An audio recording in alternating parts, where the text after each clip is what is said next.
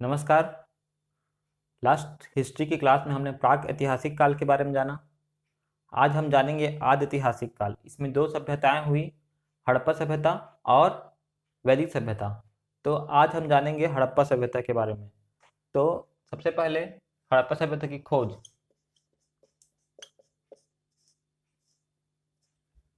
हड़प्पा सभ्यता की खोज एक अंग्रेज अधिकारी थे, चार्ल्स मैसन। चार्ल्स मैसन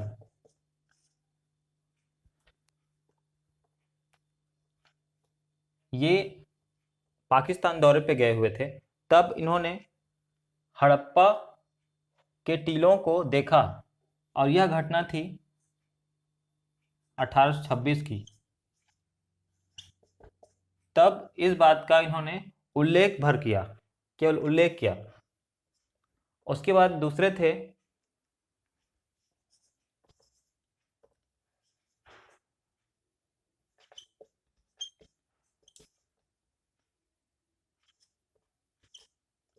अलेक्जेंडर कनिंघम। अलेक्जेंडर कनिंघम ने इस स्थान पे जाके, हड़प्पा नामक स्थान पे जाके उन्होंने यहाँ सर्वेक्षण किया। सर्वेक्षण के दौरान उन्हें कुछ मुद्राएं मिली, कुछ मोहर मिले। तो यह इन्होंने 1855 से 1873 ईस्वी के दौरान किया। लेकिन कनिंघम को इस सर्वेक्षण में कुछ खास सफलता नहीं मिली। ये इस सभ्यता का मूल्यांकन जो है वो सही सही ढंग से नहीं कर पाए। अब तीसरे 1921 में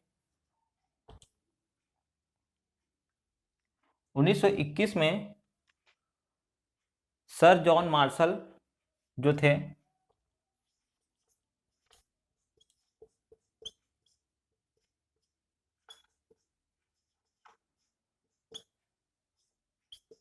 सर जॉन मार्शल जो थे, ये भारतीय पुरातात्विक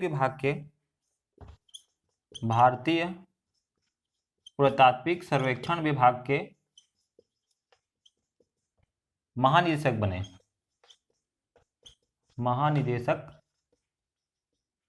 बने।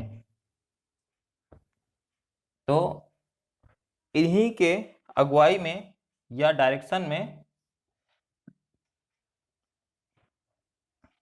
दो भारतीय हुए। एक थे राय बहादुर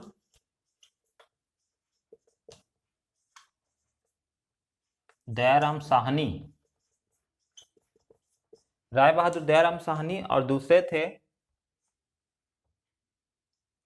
राखालदास बनर्जी।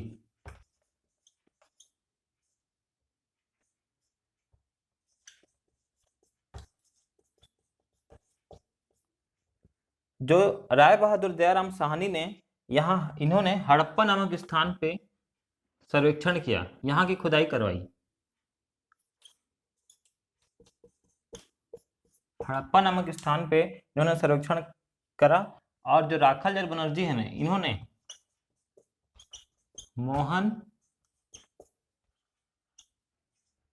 मोहनजोदड़ो नामक स्थान पे सर्वेक्षण किया, तो खुदाई कराई।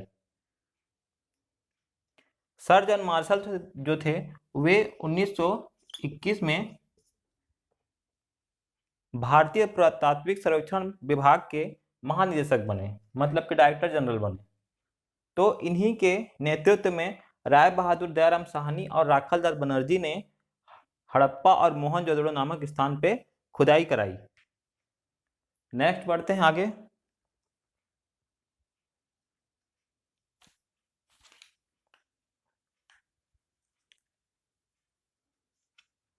इसका तिथि निर्धारण।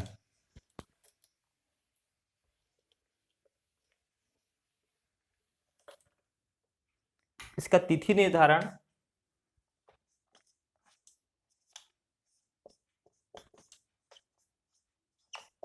इस सभ्यता का तिथि निर्धारण, इस सभ्यता का तिथि निर्धारण जो है, इस सभ्यता के तिथि निर्धारण पे कई विद्वानों का अलग अलग मत है, परंतु मार्टिन व्हीलर के अनुसार इस सभ्यता का जो काल है वह है 2500 ईसा पूर्व से 1500 ईसा पूर्व के आसपास। और इसलिए यह मार्टिन व्हीलर के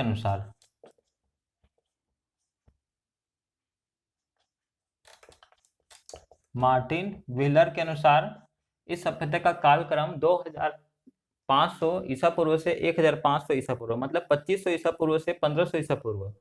तो असल में इस समय पे ये सभ्यता परिपक्व अवस्था में थी, मतलब कि यह डेवलप्ड अवस्था में पाई गई, इसलिए इस समय को एंथेटिक माना जाता है, सही माना जाता है।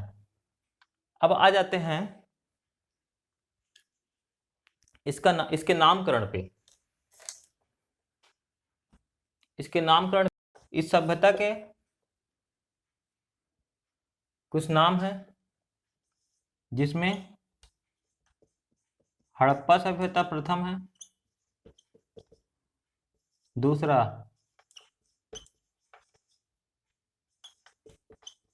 सिंधु घाटी सभ्यता, तीसरा सिंधु सरस्वती सभ्यता,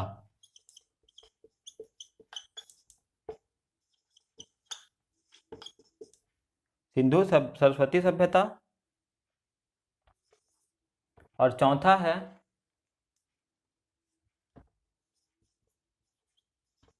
कांस्य युगीन सभ्यता। उसी प्रकार पांचवा है प्रथम नगरीय सभ्यता। हड़प्पा सभ्यता क्यों कहा जाता है?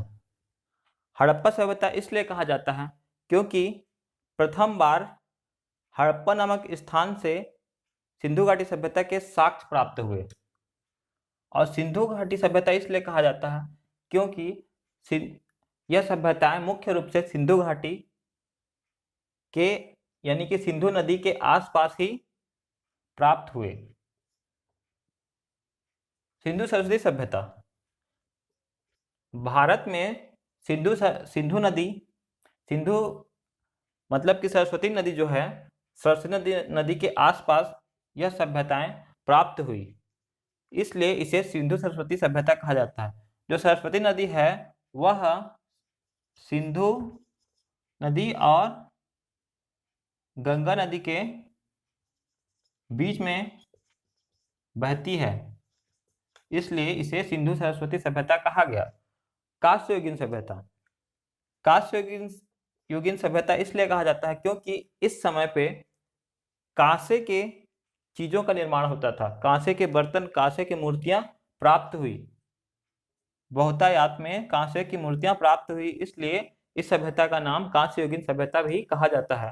प्रथम नगरीय सभ्यता, हड़प्पा सभ्यता या मोहनजोदड़ो, यह प्राथमिक रूप से प्राप्त हुए और यह नगर के रूप में प्राप्त हुए। मतलब कि नगर के रूप में, मतलब ये पक्के मकान, सड़कें, नालियां इत्यादि, इसलिए इसे प्रथम नगरीय सभ्यता कहा जाता है। नेक्स्ट आते हैं हम इसकी उत्पत्ति पे।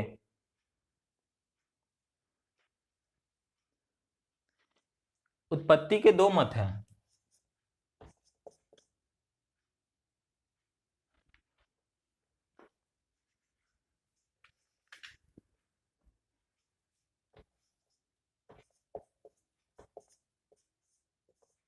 इसकी उत्पत्ति पे आते हैं। उत्पत्ति के दो मत हैं, एक विदेशी मत और एक देशी मत।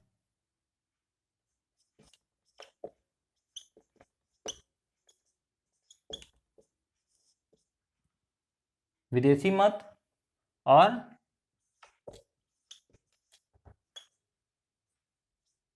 देशी मत।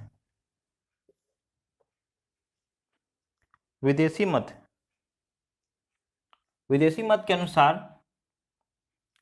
3 वैज्ञानिक हुए।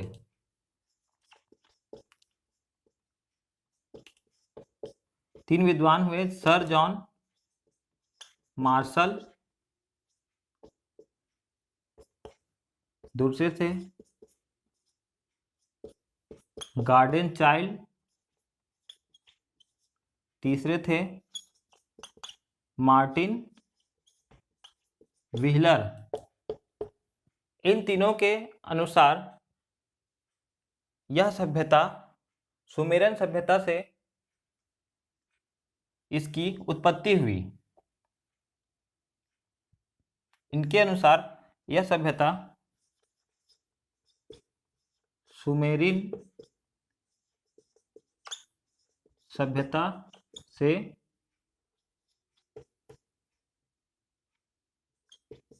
इस सभ्यता की उत्पत्ति हुई।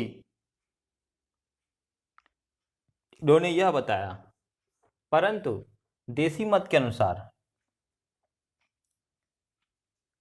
ये जो लोग थे, ये एक प्रजाति थे, मुख्य रूप से कुछ प्रजातियां हुई।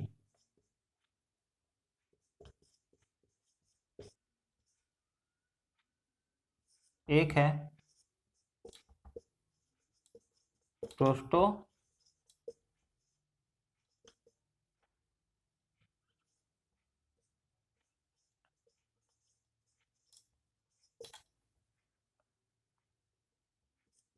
प्रोटोआस्ट्रलाइड। प्रोटोआस्ट्रलाइड एक प्रजाति है। तो यह प्रजाति के अनुसार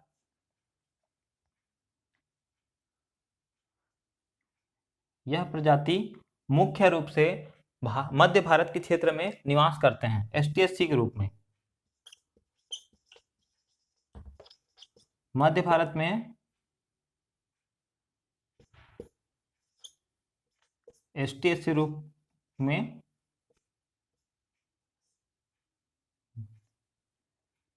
निवासित हैं। दूसरा है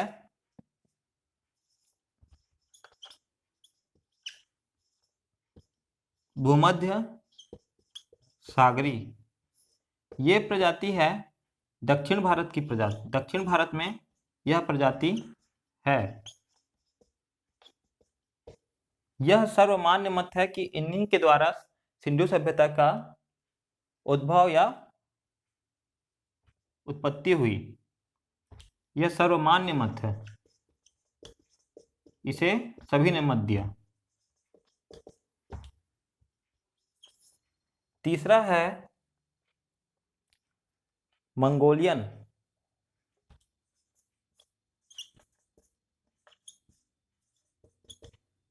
तीसरा है मंगोलियन। यह हिमालय क्षेत्रों में, हिमालय प्रदेश, असम,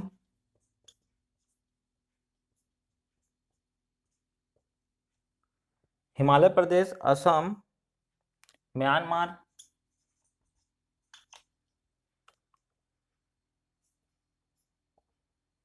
म्यांमार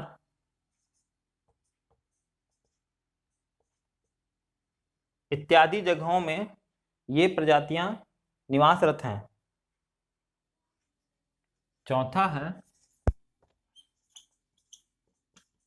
अल्पाइन। अल्पाइन जो प्रजाति है, ये लोग जो हैं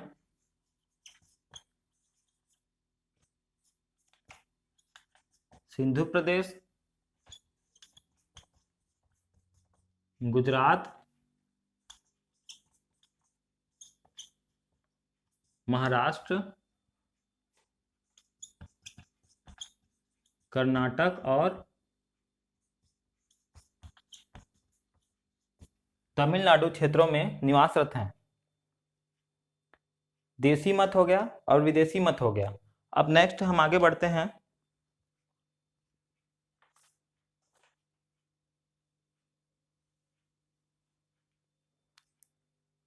इस सभ्यता के विशेषता या विशेष तत्व की ओर।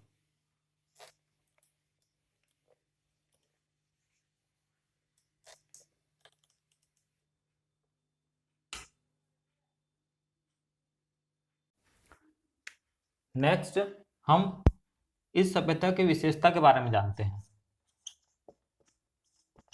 इस सभ्यता की विशेषता जो थी, प्रथम विशेषता जो थी वह नगरीय सभ्यता। दूसरी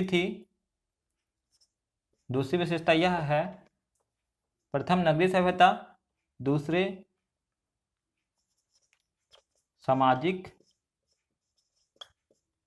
जीवन कैसा था, तीसरा राजनीतिक जीवन कैसा था,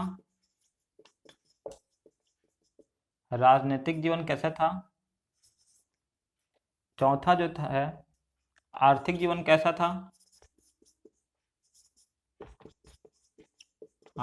कैसा था, पांचवा यदि हम देखें तो यहाँ का धार्मिक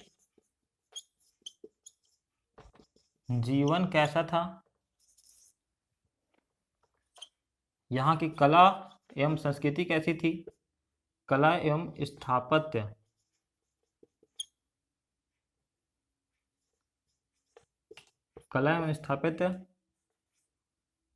का क्या महत्व था या क्या महत्व है। और सातवां जो है वह है यहाँ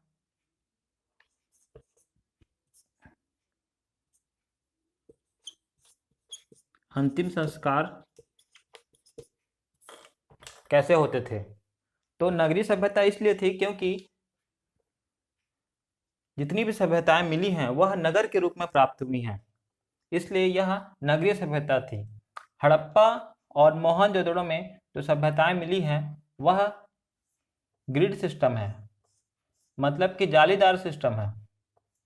इस तरह से जालीदार सिस्टम थी। सड़कें एक दूसरे को 90 अंश के कोण पे काटती थी।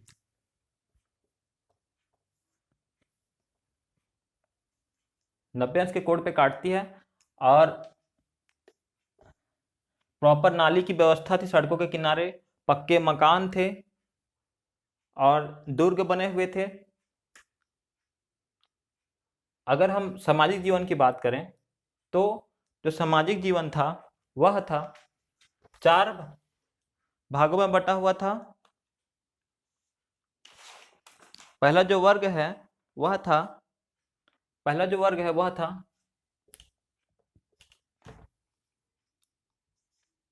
4 वर्गों में बटा हुआ है। पहला वर्ग विद्वान वर्ग,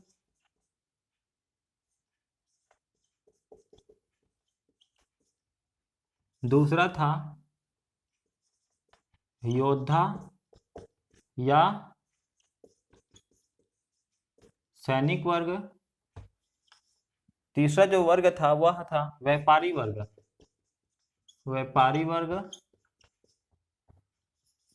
चौथा जो वर्ग था वह श्रमिक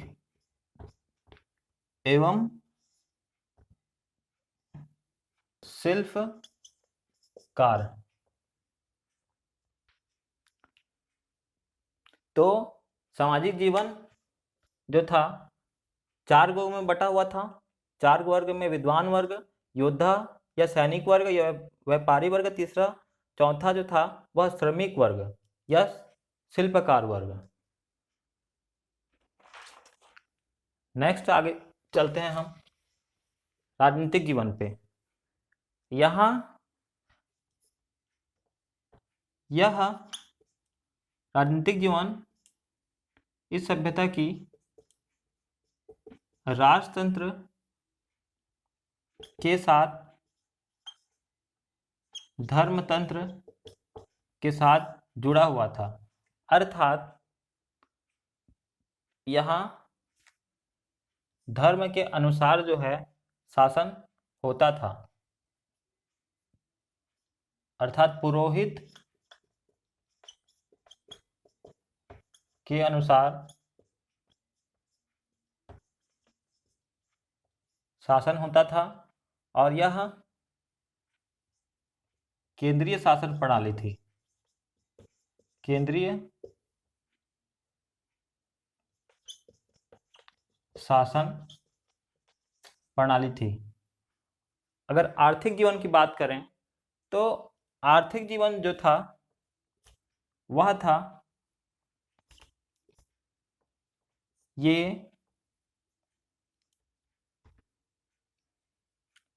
खेती मतलब कि कृषि, पशुपालन, कृषि पशुपालन, व्यापार, इस सभ्यता के लोग कृषि एवं पशुपालन एवं व्यापार करते थे।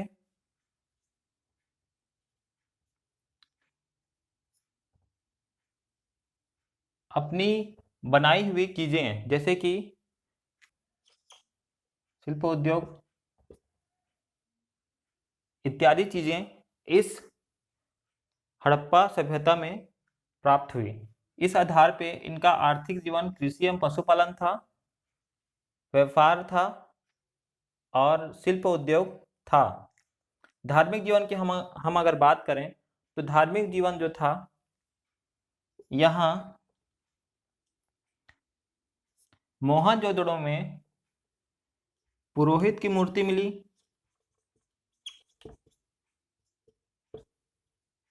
पुरोहित का भवन मिला, पुरोहित भवन मिला और हड़प्पा में मातृ देवी की मूर्ति मिली।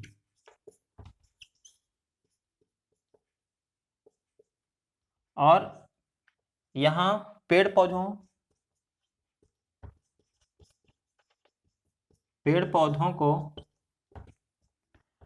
की भी पूजा करते थे।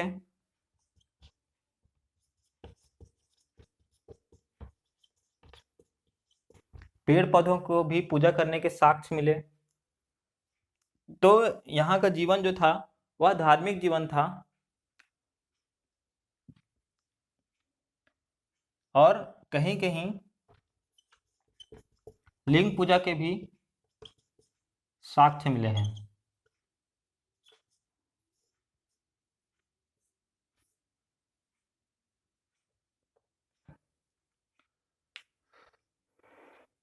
अब कला और स्थापत्य में चलते हैं। कला और स्थापत्य में ये लोग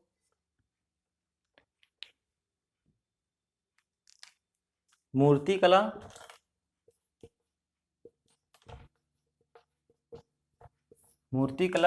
मूर्तिकला में ये लोग जो थे धातु की मूर्ति बनाते थे,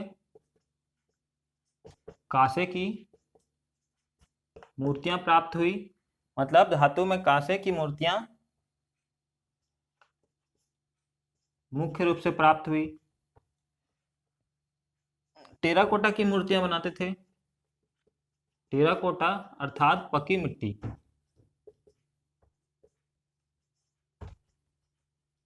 पकी मिट्टी के खिलौने मिले और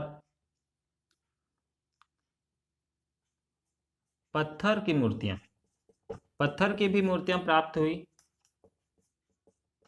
पत्थर की भी मूर्तियां यहां से प्राप्त हुई। आभूषण भी बनाया करते थे, आभूषण भी प्राप्त हुए यहां से। आभूषण में सोने,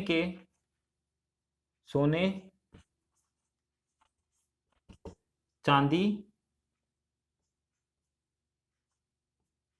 सोने चांदी दोनों के आभूषण यहां से प्राप्त हुए।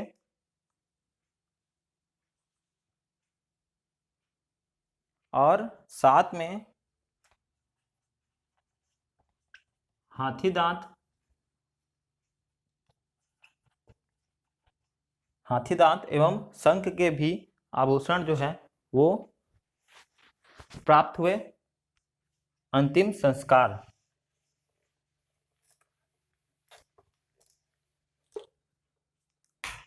जो अंतिम संस्कार है वह है,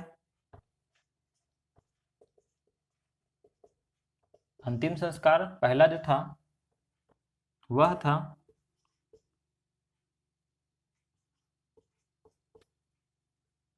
बाह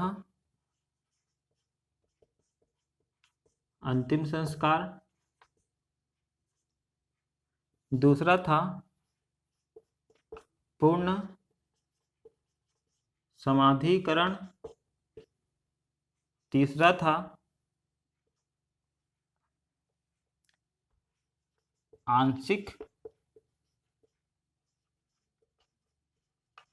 समाधिकरण। यह 3 प्रकार के अंतिम संस्कार के यहाँ से साक्ष्य मिले, जिसमें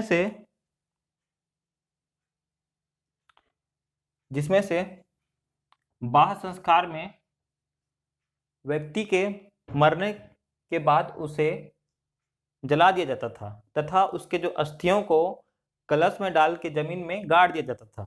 और अगर पूर्ण समाधिकरण की हम बात करें तो यहाँ क्या किया जाता था, यहाँ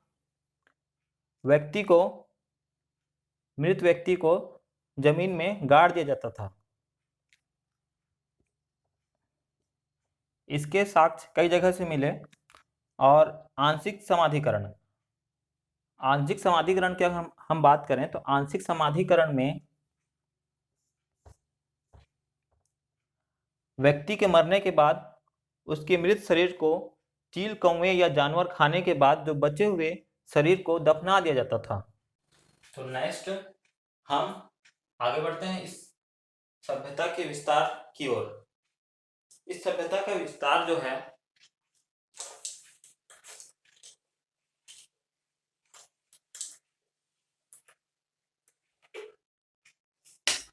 एक मैप बना लेते हैं।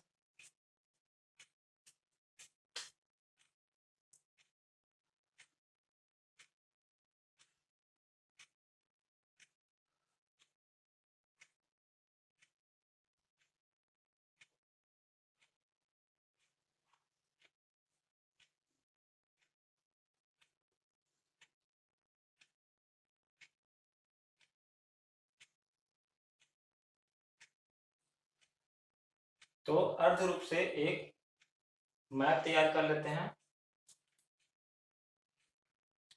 तो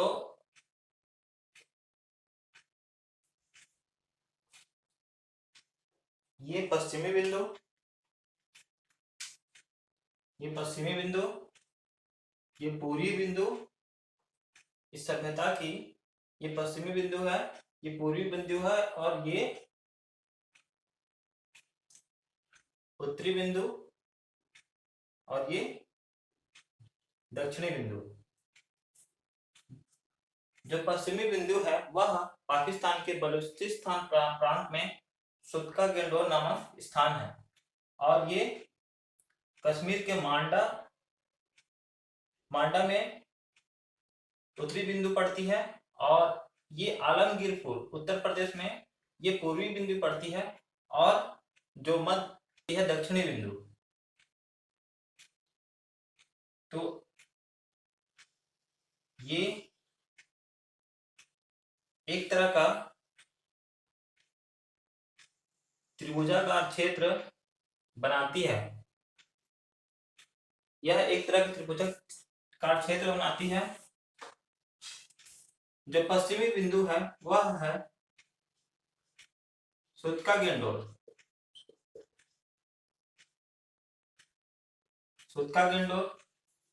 और जो पूर्वी बिंदु है यह है उत्तर प्रदेश में आलमगीरपुर।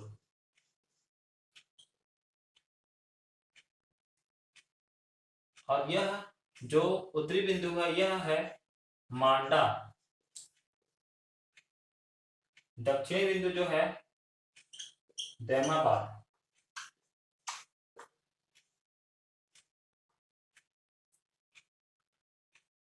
इस तरह से यह एक त्रिभुजाकार क्षेत्र बनाती है। अगर हम देखें पश्चिमी बिंदु से जो पूर्वी बिंदु का जो डिस्टेंस है यह है लगभग 1600 किलोमीटर का, और जो ऊपर से नीचे मतलब कि उत्तरी बिंदु से दक्षिणी बिंदु की जो दूरी है यह है 1400 किलोमीटर की।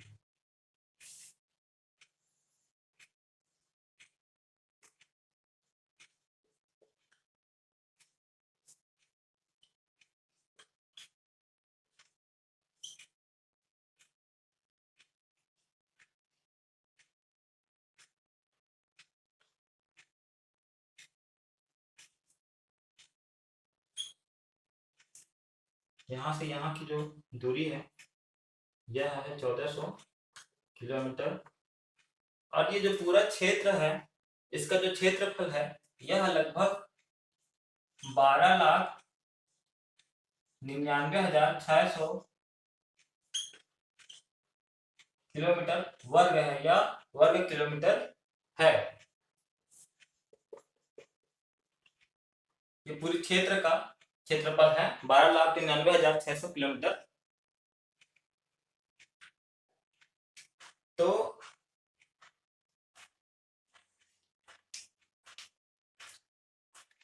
हम देखेंगे कि कहां कहां कौन कौन से स्थान हैं। सबसे पहले हड़प्पा की खोज हुई जो कि रावी नदी के किनारे है। फिर मोहनजोदड़ो, चंदूदड़ो, कोटदीजी,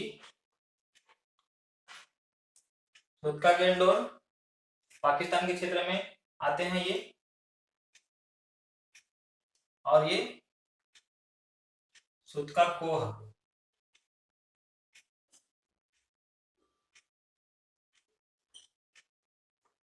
सुतका कोह एक जगह है, ये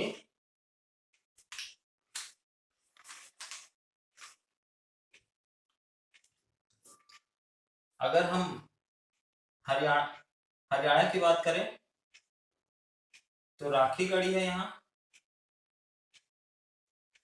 बनावली है। अगर हम राजस्थान की हम बात करें तो राजस्थान में कालीबंगा है। पंजाब की बात करें तो यहाँ रोपड़ है।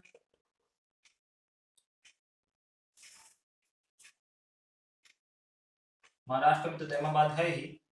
गुजरात की अगर हम बात करें तो यहाँ 4 स्थान हैं। लोथल जो कि सी पोर्ट या बंदरगाह के लिए फेमस था, और यहाँ समुद्र के किनारे ही रंगपुर है। यहाँ धान की भूसी के साक्ष्य मिले थे।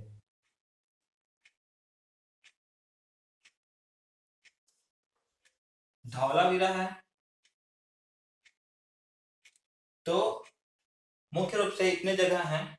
धौलावीरा जो है यह भारत में स्थित सिंधु सभ्यता का सबसे बड़ा स्थल माना गया था जब तक राखी गढ़ी के बारे में पूर्ण अन्वेषण नहीं हुआ था। नेक्स्ट क्लास में हम देखेंगे कि इन सब जगहों में कौन कौन से साक्ष्य प्राप्त हुए। चलिए, धन्यवाद।